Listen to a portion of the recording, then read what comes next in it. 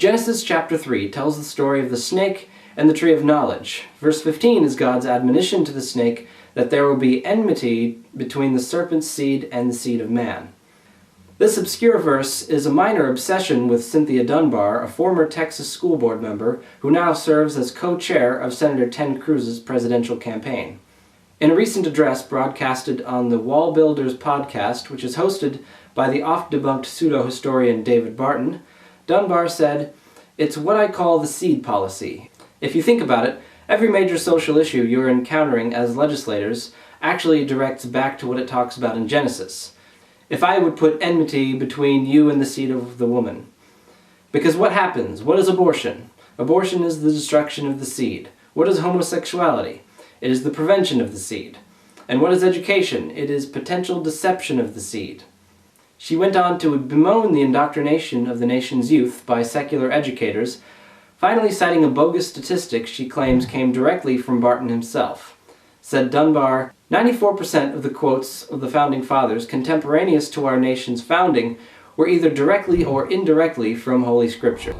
In a true case of bearing the lead, the Jehovah's Witnesses have announced that God delivered tons of sand for use in the construction of a new kingdom hall, utilizing a recent typhoon as his vessel.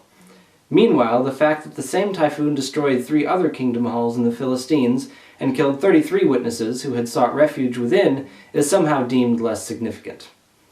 The storm in question, Typhoon Haiyan, made landfall on November 8th, 3 years ago, on the eastern seaboard of the Philippines' Visayas island group. A recent episode of JW Broadcasting, a web series produced by the church, addressed the disaster and the supposed blessings which followed.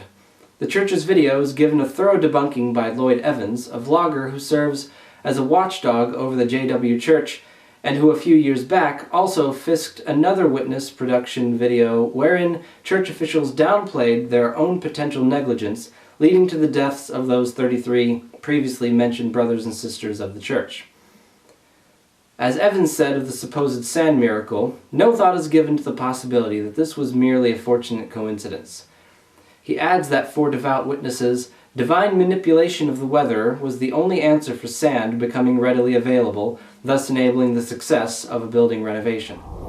Sometimes the police tell women not to dress provocatively and they won't be raped.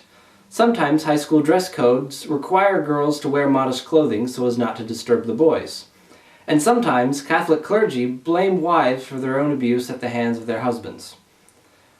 One such example of victim blaming by the priesthood is raising eyebrows in Spain, where Toledo's Archbishop Braulio Rodriguez Plaza said the following is a homily delivered late last year at Holy Cathedral Metropolitan Church. "Most of the women who die are killed by husbands who do not accept them or reject them for not accepting their demands, or his former partner, or also by cohabitating with her.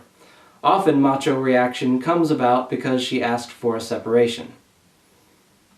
The gist of the Archbishop's message focused on the folly of changing laws to make divorce easier and faster. Apparently, he feels that giving women who are trapped in dangerous marriages the opportunity to leave just gives violent men an excuse to murder. One wonders how many of these innocent-hearted wife killers he's absolved after a brief confession and a round of Hail Marys.